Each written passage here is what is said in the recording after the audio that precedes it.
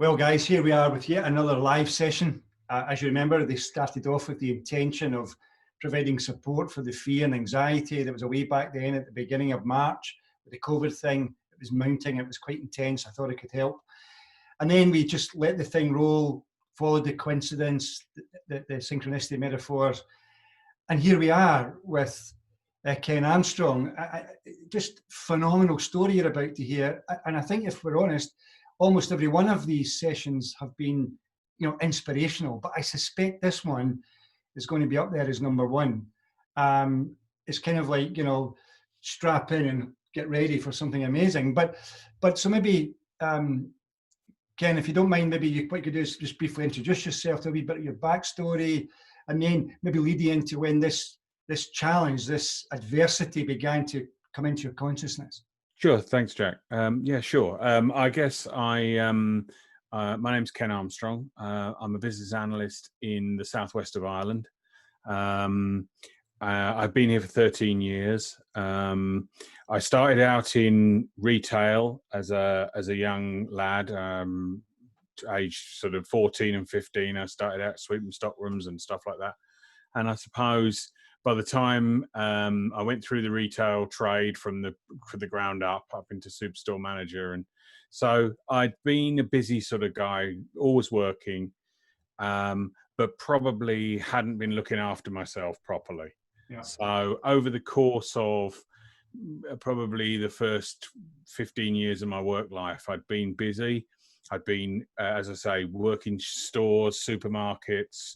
I was a store manager in Dublin, and then I guess what happened was I started to notice that my health was not great. I was diagnosed in 1996, age 30, with pre-diabetes. I'd got myself up to probably 22, 23 stone. And that obviously was troubling for me. And then I did nothing about it. I was in complete denial. The doctors had said, "Look, you really do need to look after yourself." Put me on a rake of medication. At 30 years of age, that's not a good look. But I suppose I didn't listen. I was in denial. I was still a relatively young man. But I guess 1999. I threw my whole life up in the air, and I changed from retail to run bars and restaurants for myself, which was a great experience, but it probably nearly cost me my life, because over the next probably 3 or 4 years, I'd got myself up to something around 33 stone. So I was a big guy by then. And I suppose what had happened was, just over that period, I had just effectively abused myself, in the sense that I would eat and drink and eat, and no exercise.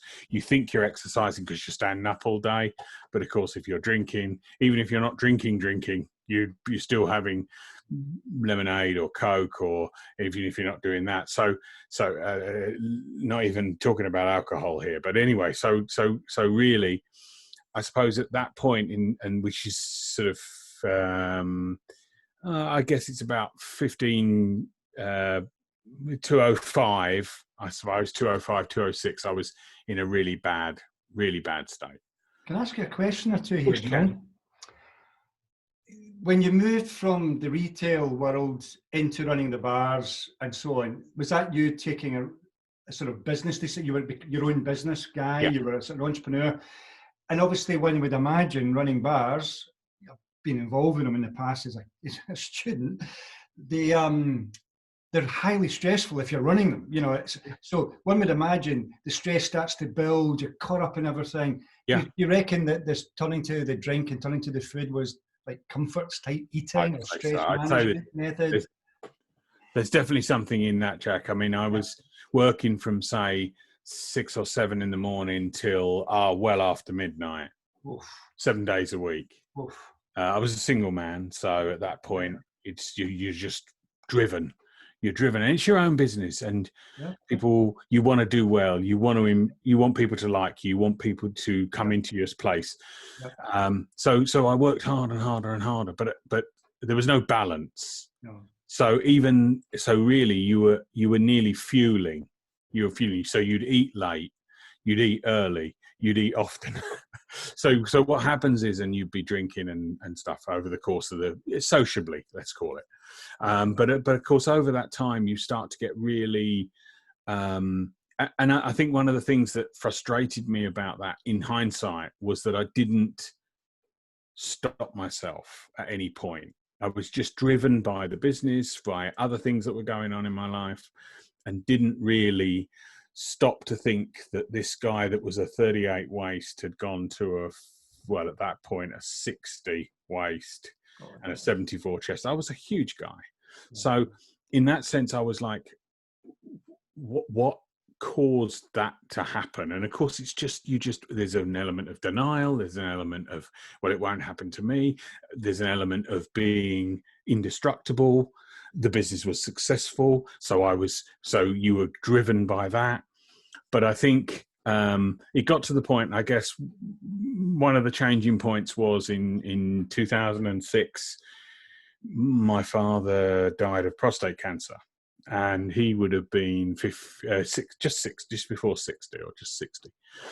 So I suppose at that point I was 3/4 of his age. Yeah. So basically we a little bit, so not quite 3/4. That's probably, but I suppose we were. He was. So when I got to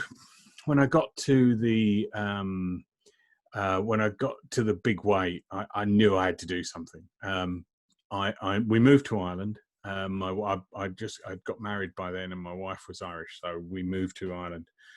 And I think I then started to think very carefully about how we need to change, how I needed to change. Yeah. In where I was where I'm living, just outside Killarney, I couldn't buy clothes at that point. I couldn't buy any clothes, so I had to go to England to buy clothes. Effectively, back to London to buy clothes.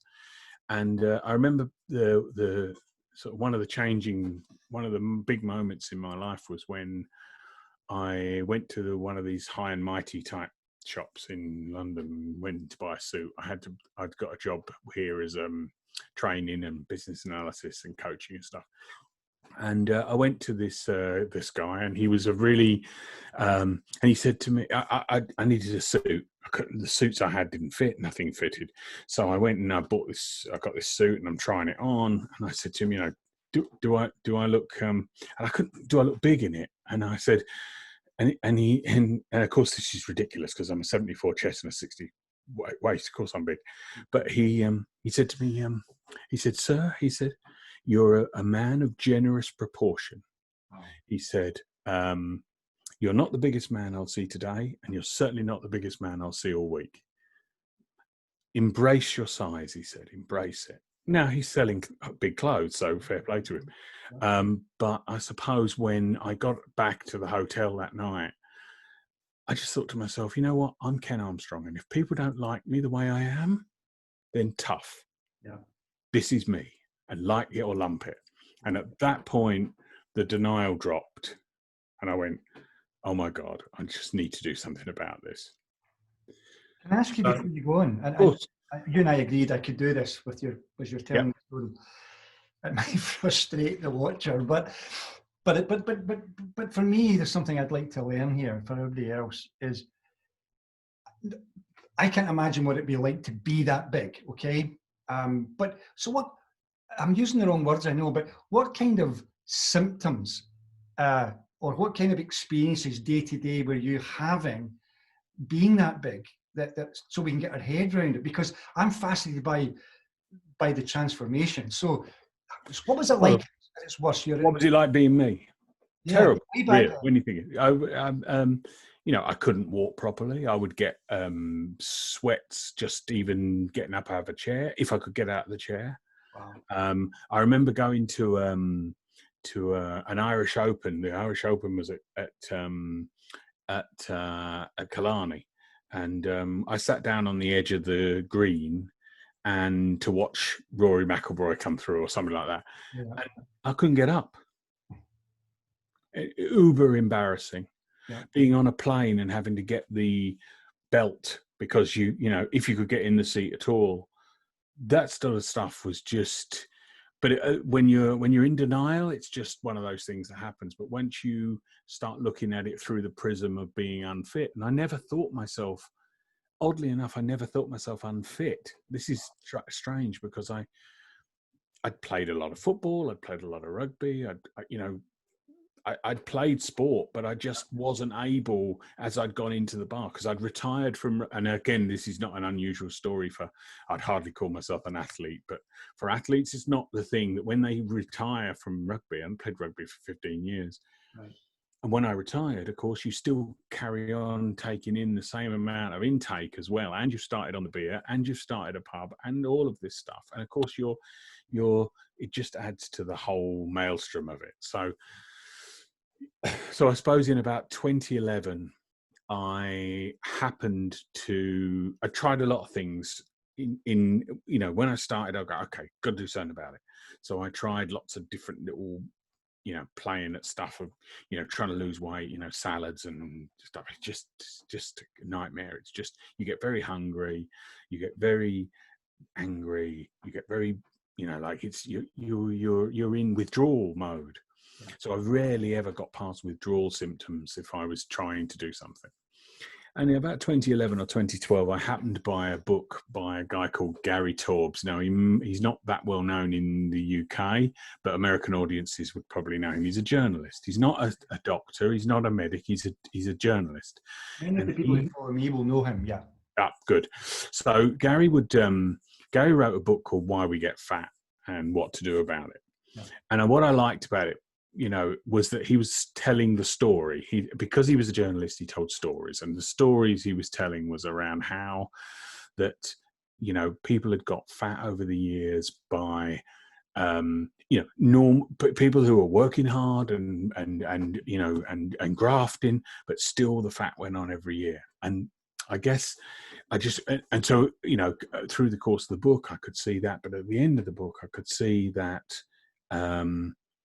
he was saying, look, it's the carbohydrate. It's the carbohydrate that's doing it. And you need to cut your carbohydrate to manage your insulin. And that will then start to give you some relief from it in terms of it'll start to use your fat stores rather than burning carbohydrate. Yeah. And so I thought, well, look, I've got nothing. I suppose the first reaction for a British person, is, oh God, this is Atkins, which got such a poor rap back in the day. People all thought they were going to be their arteries were going to be full of fat and they were going to die. Yeah, but my view was, look, I was in trouble anyway. So this was another opportunity to try something. So I did. So I tried it. And honestly, Jack, I couldn't believe how liberating it was. So you could eat butter, you could eat cheese, you could eat meat, you could eat eggs, you could eat green veg, and as much as you wanted, really. There was no bars on, there was no calorie counting. It was just, and week by week by week, I just saw the weight coming off. And it was a miracle. Of course, it wasn't a miracle. It was science. We know that now, but I didn't know that. And I felt a bit of a fraud because I wasn't doing anything. I was just stuffing myself face with the good stuff, but it was still coming off and I was delighted. So I got myself a really decent go at it. And over 2012, 13, I lost 150 pounds. So I got myself back to 300 pounds, which is, still a decent whack, but it's certainly not 450 pounds, which is where I started. So I lost 150 pounds. And to be honest, this is the most dangerous point because you realize that you think you've cracked it. You think you've done it. You think you've sorted. I'm sorted now. I can handle it. And I remember the day myself. I just took a bit of cake. Give us that, because this is a great great point as well. And I will keep the audience waiting for it if you don't mind. It's really amazing. So when the pounds were coming off and you were following whatever protocol you were on, specifically eating the food you were eating, did you have the cravings for the old stuff at all? Were you just get into it and get on with it? Yeah. Once I think probably 2 or 3 weeks in, just the initial 2 weeks. You start, and then now. That being said, it's very hard when you're facing with somebody sitting around eating a bit of nice crispy French bread or, a big bowl of pasta. You're thinking, oh, I could really kill that. But you know what? You just have to sort of block your mind out. And so I had to channel the sort of vision that I would have had before, which was, like when the denial type thing of just get on with it, keep on, focus. And because it was working, I guess the neural pathways were opening up to pleasure of the weight going down. So that helped a lot. And so I got to 150 pound lost, and I thought I'd cracked it. And I remember the day just before Christmas. I thought, you know what, there's a lovely bit of cake there. I'm going to have that. I'm going to just have a little bit, and that'll be fine. So I had a bit of it, and I've never taken drugs, but I'd say must feel like the first time people take cocaine or something, because it was just like bang, back. It was just like, oh my God, this is just all the senses just went, oh my God, this is, where has this been for the last 18 months? Yeah. And one of the regrets I have at that point is that I couldn't stop myself from having a second go, and I couldn't stop myself from restarting the next day. So I made a couple of errors in one go there. One, I shouldn't have done it in the first place, but you learn from your mistakes. Costly though it was, you try and make sure that once you've learned from your mistake that you don't repeat the mistake. But both of those I made errors with. And I suppose over the course of the next 5 years, I probably put 60 or 70 pounds back on just by not stopping, going back to carbohydrate, going back to. So I suppose in the end, I got myself back to about 350 or 360 pounds again. Can I ask you a question here again, on behalf of the audience? When you got to that point where the cake appears, you succumb, right? Going back to the question I previously asked you about what's it like to be 450 pounds, right? You're 300 pounds now. Presumably you're much more healthy. There's whatever health is, you're experiencing it. Yeah. Then the cake comes. Before you know where you are, 5 years go by, and then you're bang, right back up there. Yeah. Did your health go right back the way on that journey up to the? Yeah, I suppose. I mean, and probably not as bad because I was doing some level of exercise and I'd kept it, but it was definitely. I knew that the trousers were getting tighter. I knew the trousers were getting bigger again, and I think. Again, you ask I ask myself quite often, why did I let it happen the first time? I wonder even more why I let it happen the second time. But you just become, and I never would have believed that sugar, carbohydrate, but you can call it sugar if you want, is an addictive product. I wouldn't have really, it's so common. It's on our every dining table. It's on every packet in any cafe you go into. It's there. It's not like a drug, but it is. It's completely like a drug, and you only have to see, ask people who've stopped eating sugar for a while, and then they have some.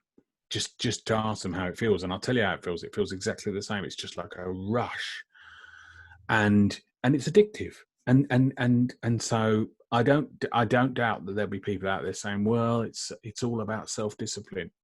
No. And that's true. It is. There is self-discipline, but it's also about you want to feel the rush. You want to feel the rush of that. And you don't, but of course what happens is then it becomes habit again. So, good habits are created and bad habits are created. I think that's what happens in the whole dieting, weight loss, weight gain sphere. It's all habit. Can I ask a question again? When I'm keto, or I've been low carb keto, I'm 4.5 years or whatever I am now, and I remember it felt like a switch went off literally some sort of switching in my brain's wiring got cut off, because I no longer had any desire to even go into the parts of the supermarket where all the bad food was. Yeah. If I saw, a big cake, it just didn't happen. My brain would deal with it. And so presumably you were there as well. And then the cake, somehow or other, you've got to learn this lesson. You do the cake, and then another switch goes off. Yep. And a very powerful one. Yeah, and I think that sometimes people do say, well, it's control and stuff, but I do think this chemical and electrical signaling in the brain that happens because of sugar. And you've used the word addiction. Do you think one would imagine it's a bit like, especially somebody who's big like yourself, to come down so far. Is it like the alcohol thing, like the gambling thing? Is it a proper addiction, do you think? I believe so, because if you look, even in recent days, I've seen, when McDonald's reopened in Ireland here, people queued for 2 hours for a Big Mac. Just tell me that is not addiction. Exactly. Tell me that that's not addiction. Exactly. The pathways are so strong to go there. And I had a guy who say to me on Twitter, well, look, it's just people haven't been there. But I could knock up something more nutritious in 4 minutes. Yeah. And I'd still have 1 hour 56 left, and you are in the queue. There's no benefit. I couldn't. And that's, I think, addiction is, there's much more brighter people and more intelligent people that can talk to you a lot about addiction, but I know for a fact that is how it felt. That's how I imagine it would feel. I've got friends who've had problems with alcohol, and they say it's the same. They say it's the same thing. You either don't go back. Once you go back, you can say, "Oh, I'll just take a small glass of wine," and then 6 months later they're in rehab again. And it is an addiction, and it's not a very comfortable thing for people to talk about, because it's such a common thing. And the problem is with sugar, of course, let's call it carbohydrate for the minute rather than sugar. Carbohydrate is present everywhere. Not only is it present in your food, but it's present everywhere. You go to the checkout in the supermarket, and I'm not by nature a banner of things. I don't, information's more important for me than that. So anyway, I suppose to encapsulate it, I didn't look up. I stopped looking after myself again, and I probably wasn't ready to go the distance. And I think this is an important lesson for me, is that at that point I wasn't ready, and I needed, and actually I'm quite grateful is the wrong word, but I'm glad that it happened. Because it's forced me the next time. So I got back to 360 or 360 odd pounds, and this is 2018 now, and I went, that's it, I can't carry on again. So the first place I went was back to Gary's book to reground myself, reread it again, because I knew it had given me hope and it given me a plan. So I went back to the plan, went back to the ground, and started again. And this time, it's just been, So now I'm at 247 pounds. So I've lost nearly another 100 again. Wow. So 200 since I started at 450. I'm now 205 pounds less than I was then. Yeah. But I've been up and back down. And I think that's a salutary lesson, is that, and you'll see this in plenty of places, everyone thinks success is like this, but actually it's kind of like that.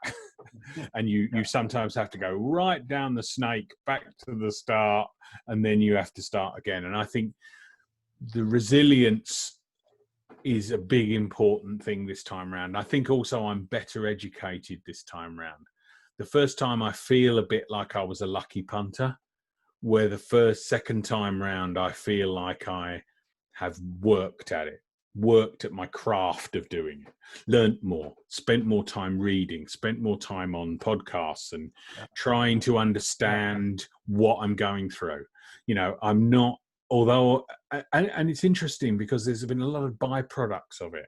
And one of the biggest byproducts I found of cutting sugar again was the peace and tranquility and stillness that you get in your life. And at this point in this COVID world where people are losing their heads all around, I think that in some way, and it might be a bit controversial to say it, I think it is driven by bad diet some of the time. People can't concentrate. I remember we were in a very busy time at work in February, and the guys said to me, you know, it was chaos. Things were going flying. You know, it was all very busy. And they said, I can't believe you stay so calm. I can't believe you're so calm. And I was like, yeah, but I don't take any sugar. I don't have that rush and that drop in my blood sugars and the spikes. And because I fast as well now, which has made a big difference. Intermittent fasting? Yeah, 20 hours a day, generally. Yeah, same here. So I'm on an even keel for a lot of the day. Yeah. So I think that has made a difference. Now, is it a correlation? Probably. But I do think that I have noticed the difference in my mood compared to when I was on sugar. But do you remember back when, did you experience brain fog and all those usual things? And suddenly you get clarity? Yes, no question about it. And it's allowed me to think more about other things. You know, for example, I do a lot of walking now. I just walk around the countryside, but I've got much more interested in ecology. Now, I would never have been interested. I would never have been that sort of guy. But I'm walking around the fields and I'm seeing cows and the sheep, and I see the colours change, and I see how I don't want to sound too hippie about it, but you start to then be very protective of your farmers because they're providing us with the meat. And we're very lucky in UK and Ireland. We've got great farmers who look after they produce happy cattle and happy sheep that provide great meat for us. Grass-fed, not the grain stuff. No. But even then, I'd even argue that, because there are people who say, well, this is a very middle class thing. It's a very middle class thing. Who's buying ribeye steak every night? And I'd say, look, my meal last night was mince, 10% fat mince that I got on reduction for £2.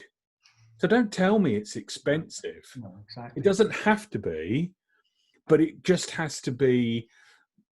You just cut the cut the carbohydrate and don't let the fat worry you. Just go out and enjoy your food.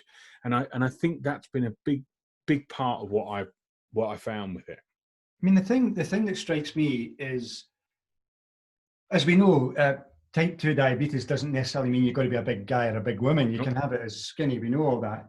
Not everybody knows that, but people in this field know it. But the thing is, also when you look at big guys, a lot of people might think, oh, heart attack potential type of dynamic. And yet, how did you manage to get round the intuitive thing about this solution involves eating fat, even saturated fat on the steak? How did your head get around that? And I think Gary's book, Gary, you can look at 100 podcasts and 100 books, and all of them are talking about the same science, which is that.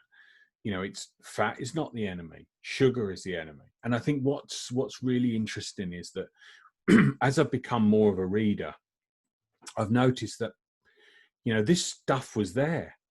This stuff was there for years. I'd not long finished a book by an Austrian guy called Wolfgang Lutz, and he wrote a book in the 60s called A Life Without Bread. I've heard about this guy. This is the 60s. And then but even going back to Banting and all this, which is back in in the late 1800s. Yeah. People were talking about carbohydrate restriction as a method of dealing with sugar diabetes, as it was called then. And somewhere along the way, we lost the way. Yeah. And I think that's something that's really important for people to take, is just think about what think about what you're consuming. Even now, as somebody who's, lost over 100 pounds twice, I still have to track my foods. I don't do it because I want to see I only do it because I know I'm going to have to write it down. So if I know I'm going to have to write it down, I need to have, for me, it works for me. It's not everybody's cup of tea. And in fact, if you talk to a lot of the experts in this field, they'll say, you don't need to do that. But it works for me. It has to be tailored individually. And I think that's something that Isn't that part of the joy of it, that it's personal? It is. I talk about it being a wide church. You can come in as a scientific, big brain, taking blood every other hour or whatever you do, and then you can do it totally intuitively. But the point is, everybody, if they're committed, finds their own space in it. Yeah.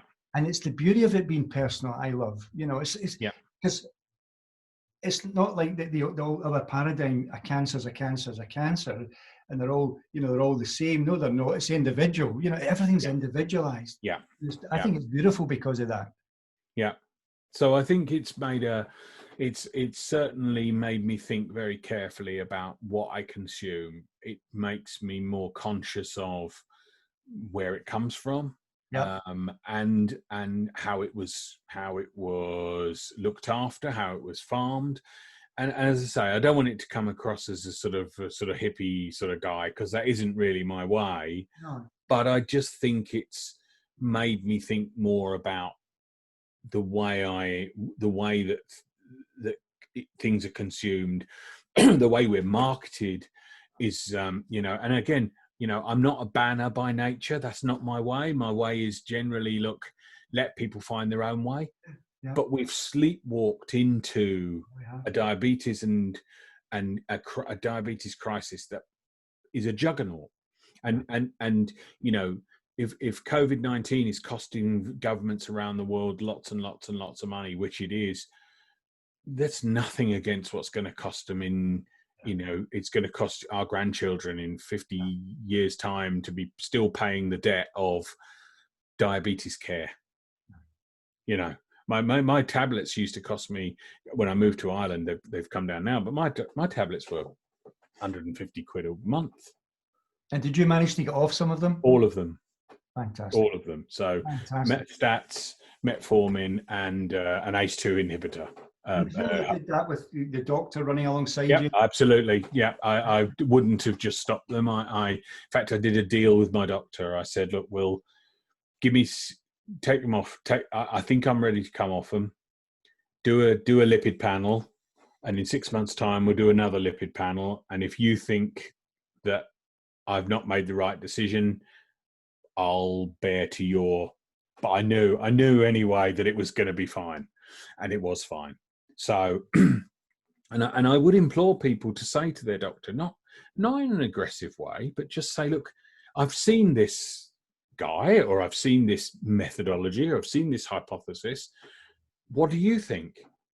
And your doctor, if they're any, I know they only have 8 or 10 minutes, so they, but if somebody's going to try and improve their health, it's got to be the right thing to do for them. Yeah.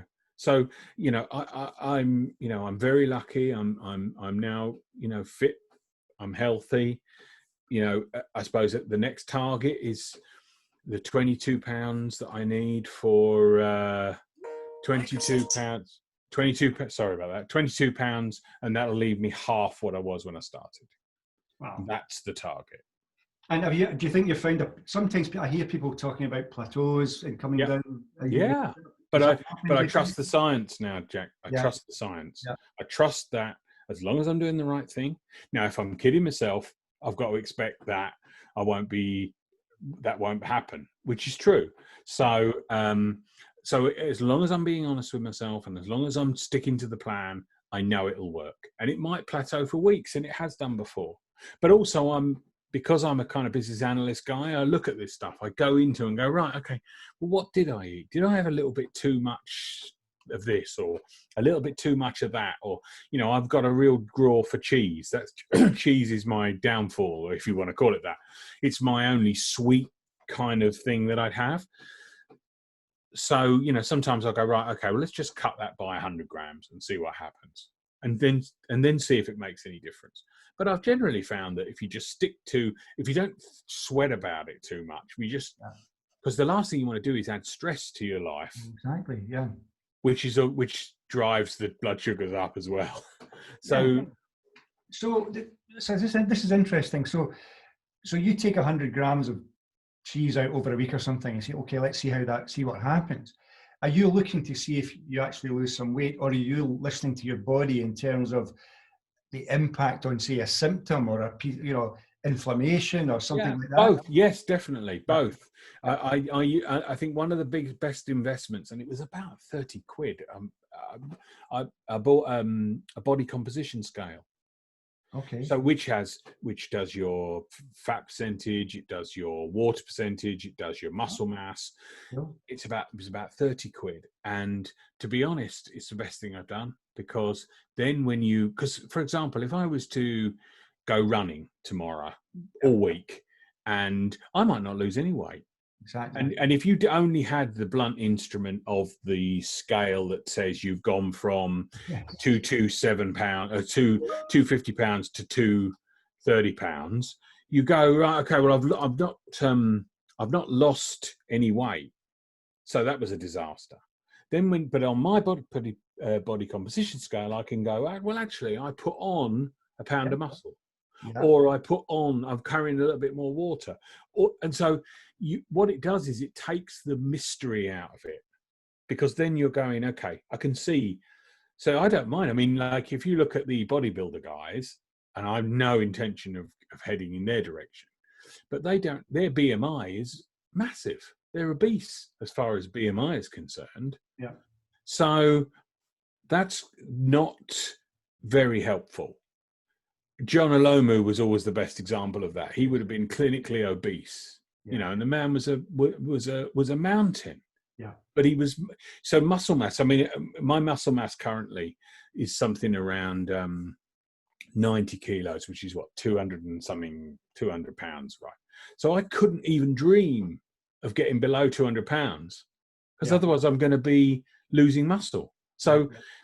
You know, don't set there's no point in saying, oh, I want to be 15 stone, because I'm carrying more than that in muscle.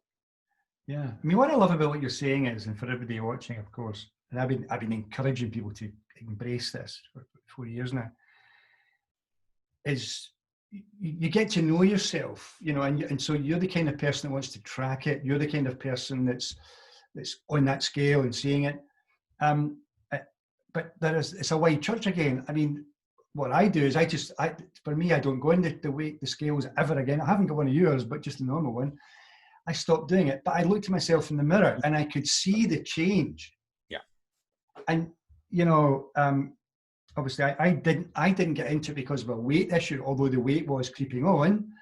I get into for health.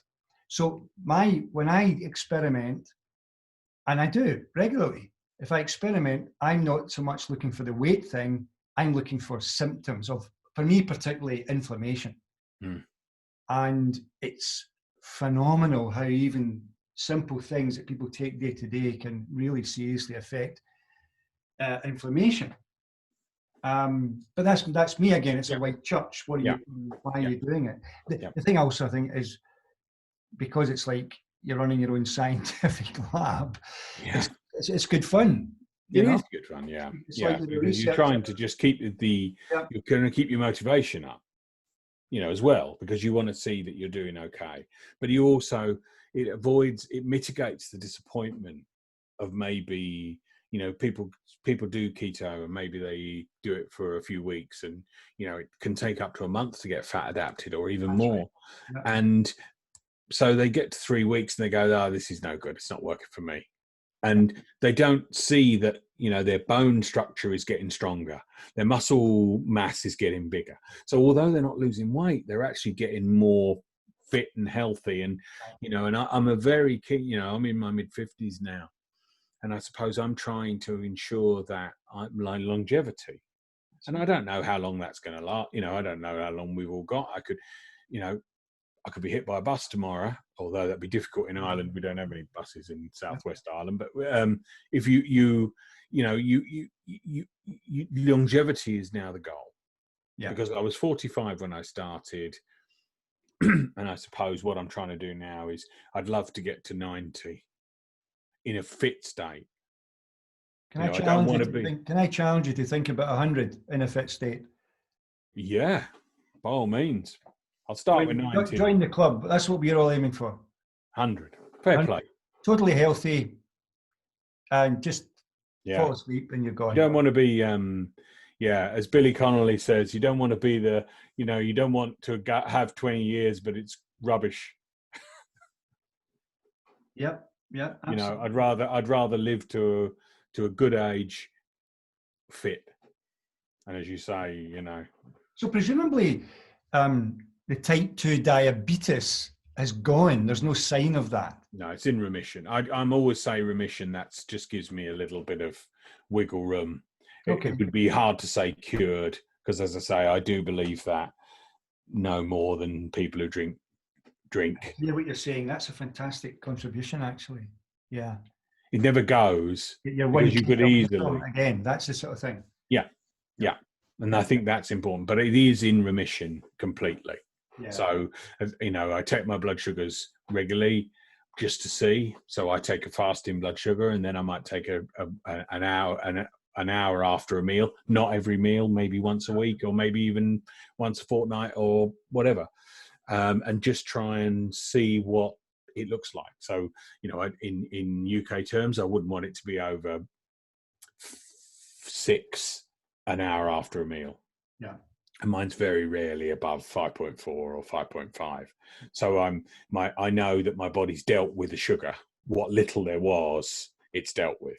Yeah. So, so again, it's just validation of what you're doing, I suppose. Yeah. I mean, I think, again, just for the watcher, people who love that type of thing, I don't need that, but I respect people who do it. So, and I love people who do it, because obviously for people who need to hear that and are comfortable with keeping all the stuff and their notes and running apps and everything else and taking their blood, fantastic. And you're proving that works for you. On the other hand, some of us are like more intuitive, we just see what the body does and learn that way.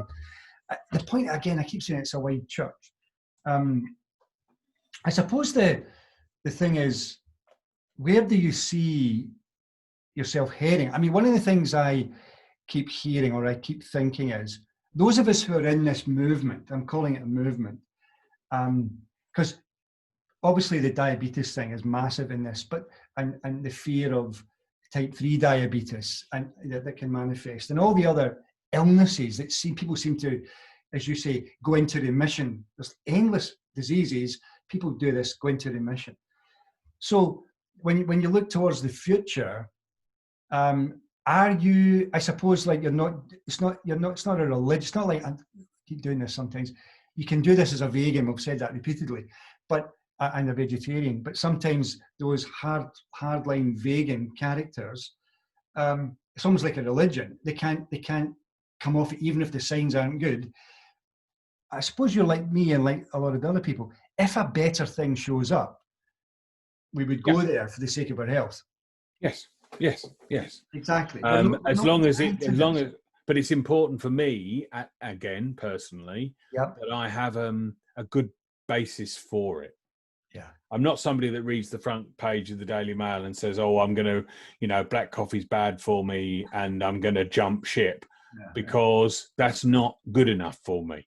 I need to know. And I think, when I started fasting, I've told this story before, but when I started fasting, I was reading a report, a study that had been done on Muslim men at the time of Ramadan, who fast during the daylight hours, and their blood panels were so much better post Ramadan than they were pre.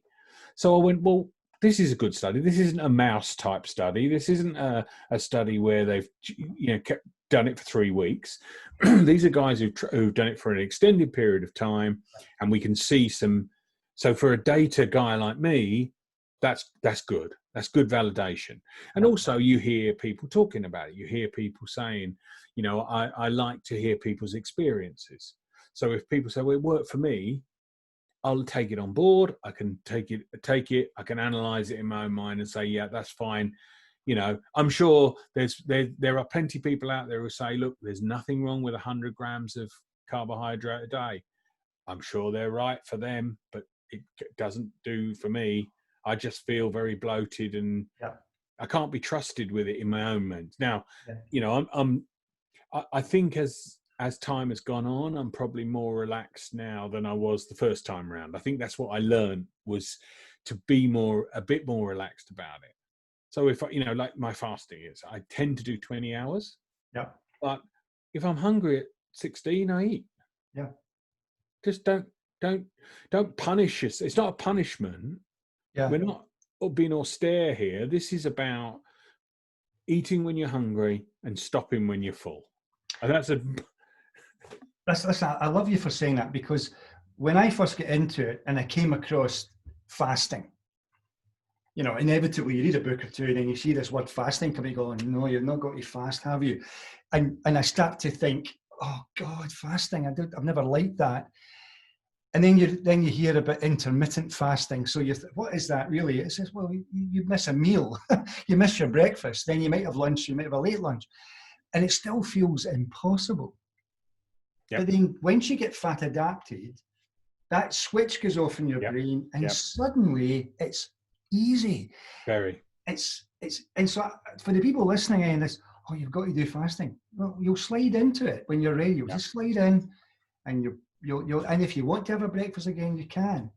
I mean, here we are. What time is it right now? It's 8 minutes to 3 in the afternoon. You know, all I've had is a cup of coffee with some cream in it. Yeah. And I'm not hungry. Mine's just black. Clear. You know, I know for some people, like, God, I can't put, but you just get here, don't you? You can't imagine it with the carbs. Yeah. That's the thing. I think the difference is you can't imagine it when you're carb driven. Yeah. You know, and I know, so this is a sort of graveyard shift for the carb crowd. You know, 3 o'clock, they've had their lunch, and now it's like, you know, people will start to nod off or start to feel a bit sort of, oh, I better go down and get a biscuit, or, you know, and like you, I haven't eaten since 8:30 last night. Yeah. So I don't, but I will, you know, when you know, I'm feeling fine at the minute, I'm feeling good, but it could be by 4:30 or 5 o'clock, I'll go, okay, I'll go and have something. Yeah. But I think one of the things I've learned about this is it's a very, and again, I don't want to sound too hippie. It's kind of spiritual. Interestingly, I've found it very comforting to feel hunger again. Because I probably had 30 years, 40 years of not even knowing what hungry was like. Because there was always a meal on our table, although we were 3 square meals a day back in the day, you know, but as we've gone on, marketing, big food have seen the opportunity to sell us, you know, breakfast being the most important meal of the day, and then we need the 11s, and then we need a snack in the afternoon, and we need our dinner, and then we need something after that. Yeah. It's like, go to bed with toast. You know, they've got marketing opportunities every 3 hours. Yeah. And again, I don't want to come across as a conspiracy theorist. It's not mine. But because I don't blame people. I don't blame them for trying. But we need to be on the side of the people and just say, look, you don't need to do this. You don't need to.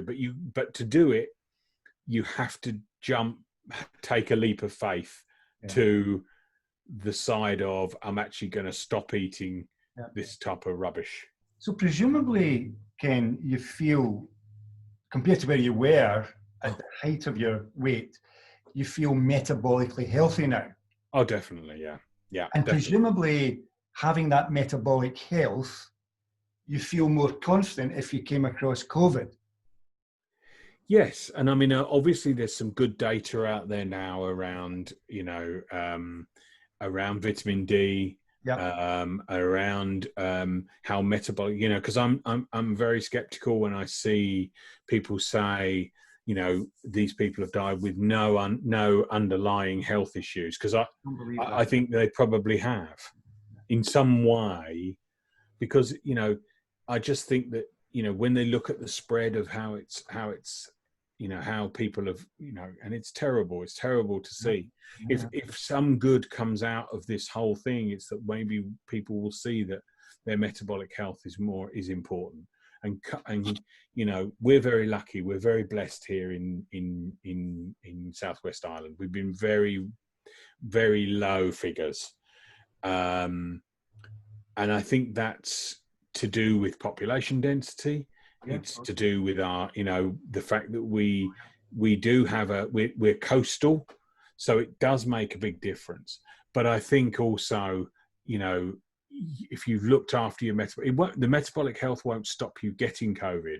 It'll only stop, perhaps, maybe, to help you get through the journey.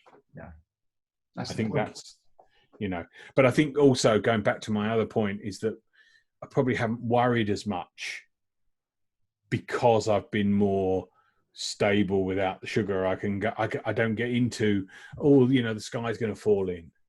Yeah. I think that's a big difference, because I'm a big believer now that stress and lack of sleep and all of these things are co-contributors to this whole thing. Because I had sleep apnea, and for those who don't know what sleep apnea is, it's a tightening of the thing at night, so you don't sleep properly. So that's in remission, which means I sleep more, which means I feel better, which means I'm more refreshed in the morning. So it's been a really testing thing, but I'm glad I'm where I am now than where I was before. Yeah, fantastic. And I mean, just again for the watcher, especially if someone shares this on or finds it in YouTube whenever I put it up, when you keep using the word sugar, we're not just to confirm, we don't mean that little white powdery crystally stuff you get in a bowl. We're talking about carbohydrate per se. Yeah. Or, as I saw somewhere today, the 98 names that there is for sugar. Yes. Dextrose, and this, if it's got OSE in the end of it, it's probably sugar.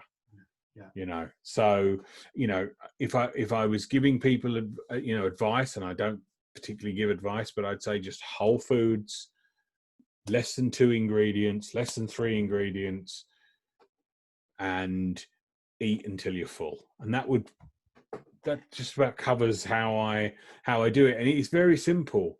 It's just, I think the thing about keto, which is a good example of that, people are starting to try and complicate it for marketing reasons. Of course they are. Yeah. Keto snacks, but the keto snacks, it's a complete, like ketos isn't, snacks aren't keto. End of story. End of story. Absolutely agree with you. But in the beginning, people need these to get into it. I mean, the crutch. They need the crutches. Learn how to make keto bread. Learn how to make keto rolls. Learn how to. So you've got them just in case you think you need them, and maybe for the first 2 or 3 weeks you do, but they'll go away. Yeah. Go away. Exactly. And occasionally I'll have fun with it. Right now, my wife and I are experimenting with keto cakes, just to see if we enjoy them and observing what's happening, and that's been fun. Yeah. But anyway, listen, the hour's flown by. Unbelievable. Unbelievable.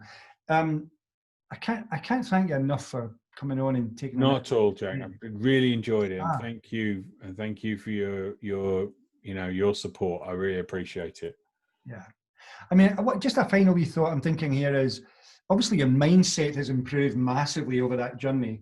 Do you meditate? Do you just aware that you said you were calmer? Do you do anything specific around that? I do meditate, but I don't do it in a sort of very formal way. So, for example, if I'm between meetings, I might just pop the headphones on, stick a tune on that's something like a bit of Van Morrison or something not too sort of fairly relaxing, and I'll just sit there, eyes closed, 5 minutes, let the world wash over you, and then back in. So it's kind of micro meditation. Hey, No, that sounds like a thing.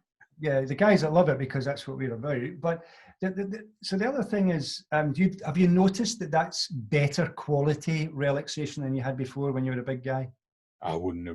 I just would have been on it all the time, and I would have just crashed, really. It would have been, and I was, I probably, you could tell, I suppose there's things like your knees aren't as under pressure. Your back, I always put this down to rugby injuries, or the bad back was a rugby injury. But of course, strangely enough, when I lost the weight, they'd gone. Yeah, so you get out of bed in the morning, there's no aches, eh? No, exactly. Fantastic. Which is great thing to have, yeah. And I said to my doctor, I said, you don't see many people that you're de-prescribing drugs at the age of 54. I said, yeah. He said, no. He said, I can't honestly say I've seen it very often at all. I said, well, there you are. There's a first for you. Okay. Well, before you go, just any final sort of encouragement to people who might be thinking about it? Okay. Well, I do think that, first of all, if people are, hopefully your guys are, they're at it. But I think it's important to remember that you're never beyond hope, and you're never beyond help. Yeah. And reach out to people, teach yourself, learn more about your body and how it works, and in your own mind. And I'm sure your guys are very conscious of that sort of thing, because they wouldn't be listening to you if they weren't. So, but I think it's important to remind yourself that this is not a short-term thing. This is a lifestyle, and embrace it, enjoy it, and don't worry too much about it, because trust the science. Yeah. And the science says it works. Yeah. So we have a saying, it only works, but there you go. The thing I would finally say is, look, on behalf of everybody who will watch this, is thanks for trusting me and us to come on and share your story. It's phenomenal. And I wish you every success in everything you're doing. You. Maybe we'll bump into one another at one point. Yeah, sure. For me to get back to Ireland. Funnily enough, a guy not far from you, I interviewed 2 programs ago, who got involved with Ivor Cummins, founded. Oh yeah, I do. Yeah. What a story! But you heard of Ivor, I know that. Yeah. So, again, brilliant. Thanks again, Ken. Take care. Pleasure.